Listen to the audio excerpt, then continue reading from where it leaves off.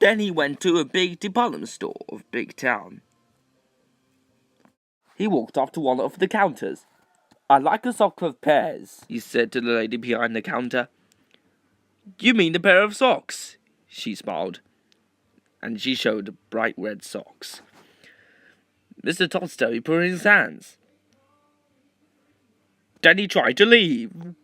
But being Mr. Topsy Turvy, he tried to walk up the escalator, and all the people going up the escalator all below themselves.